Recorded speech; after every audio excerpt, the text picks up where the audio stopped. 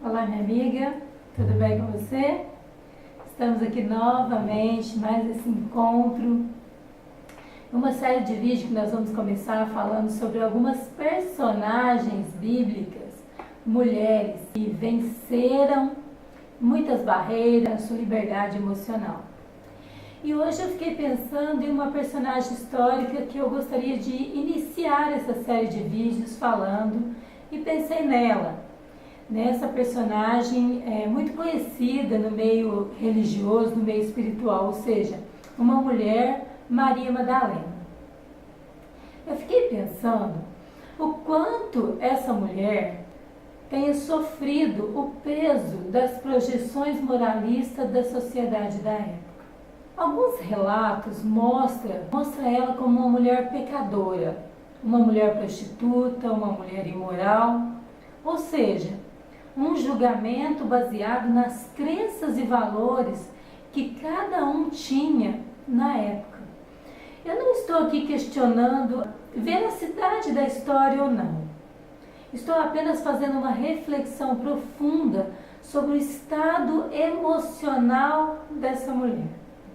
Eu fico a pensar se ela desenvolveu uma série de sentimentos negativos, ou seja, sentimento de medo, de repressão, de culpa, que pode ter sido provocado nessa mulher uma prisão emocional. As pessoas que se diziam religiosas naquela época eram frequentadores do templo, se sentiam perfeitos, sem pecados, mas deixaram-se ser levados pelo julgamento, pelo preconceito e pelo legalismo. Eles transformaram suas crenças e seus valores em acusações, maledicência, perseguição e até violência. E tudo isso disfarçado em uma religião legalista. Eu imagino que aquela mulher, sentindo-se rejeitada pela sociedade, atormentada pela sua própria consciência, como que aquela mulher se sentiu? As pessoas queriam apedrejá-la e eles gritavam: deve morrer, ela é adúltera, é uma mulher adúltera. Chega Jesus dizendo que atire a primeira pedra quem nunca pecou. Uma pessoa que chegou ali, que tinha toda a liberdade de condenar aquela mulher, fez um relato. O fato de Jesus ter escrito os pecados deles, daquele povo ali na areia, dá para ser considerado como uma acusação? Pelo que eu vejo, ele estava nivelando toda a humanidade, ou seja, colocando todos na mesma situação. Perante os olhos de Jesus, todos nós somos seres humanos, somos pecadores. Só existe uma diferença. Uns são flagrados em seus erros, em seus pecados, e assim ficam expostos para a vergonha pública. Agora existem outros que passam pela vida sem que ninguém descubra seus erros. Escondem muito bem sua vida miserável, de tormenta, que somente ele, ou seja, somente ela, a pessoa, sabe que tem. Mas então, Jesus queria dizer que todos nós pecamos e todos nós carecemos da misericórdia dele. Não existe diferença. Muito diferente do sistema religioso que imperava pelos homens da época, era um sistema religioso decadente, cheio de desamor, do fazer sem se preocupar com o ser. Eles estavam mais preocupados nas pessoas fazer as coisas mais legalistas do que o sentimento, o que era realmente a pessoa. Chega Jesus. Jesus veio para representar um pai amoroso, um pai que ama, um pai que perdoa, um pai que dá a vida pela humanidade, que enviou seu filho, seu único filho, por amor a mim e também por amor a você. Um Jesus que quer trazer essa liberdade interna. Não é para os outros, é para mim, é para você. Nesse momento, quando nós estamos precisando dessa liberdade, não interessa o olhar das outras pessoas, interessa o eu, o aceitar ou não, como está dentro de mim.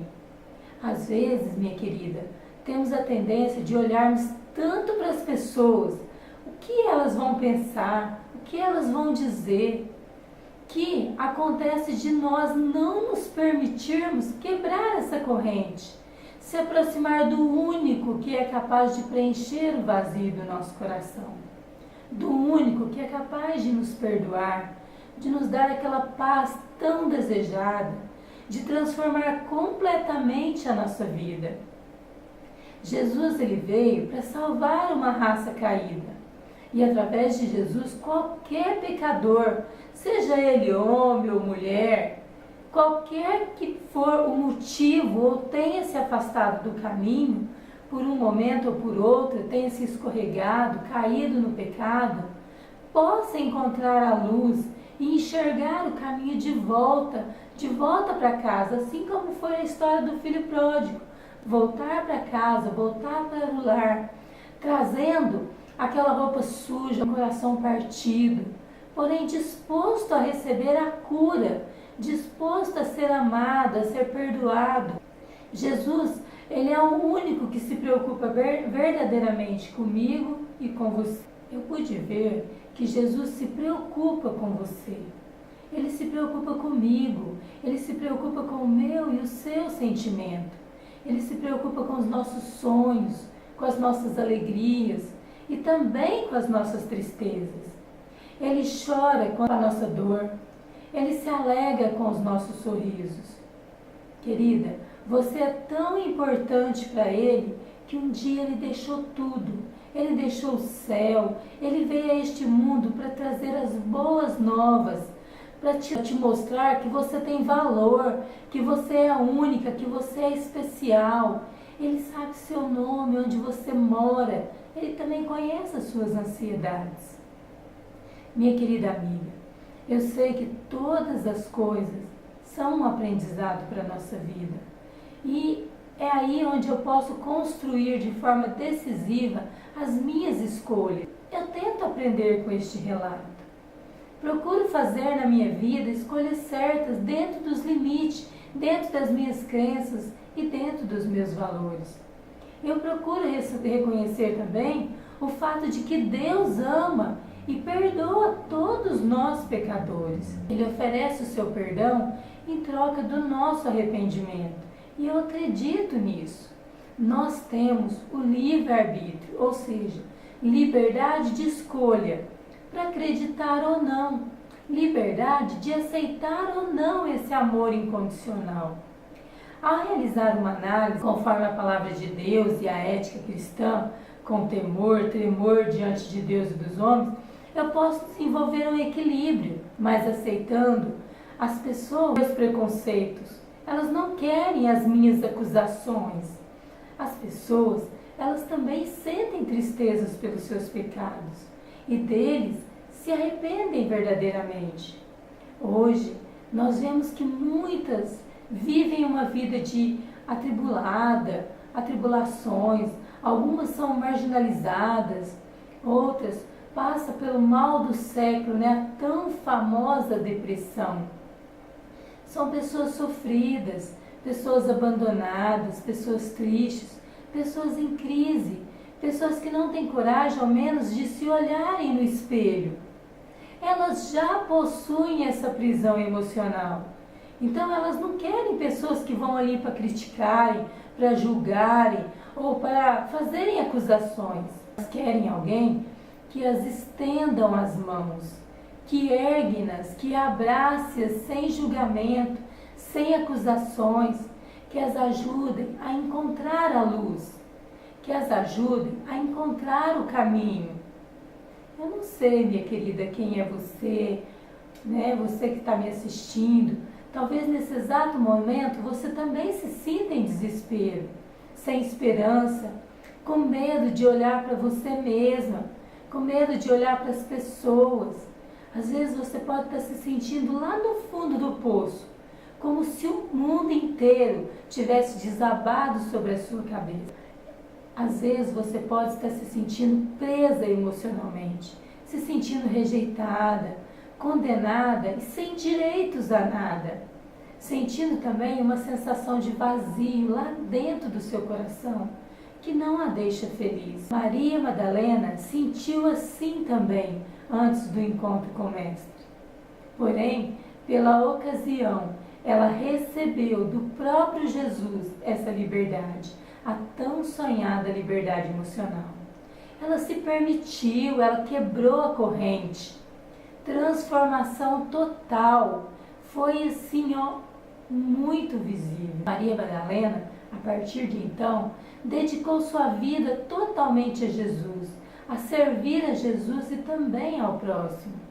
Agora, ela era uma mulher apaixonada pela vida, que se entregava inteiramente em tudo que se fazia. Sua capacidade de mergulhar naquele estado que hoje nós conhecemos como expansão de consciência, permitiu que ela visse um Jesus ressuscitado. Sua amorosidade fez com que ela se tornasse uma discípula de Jesus. O início de uma nova vida, uma vida de pureza, de paz, devotada ao serviço de Deus. Se nós vemos isso em Maria Madalena, nós podemos ver isso em nossa vida também.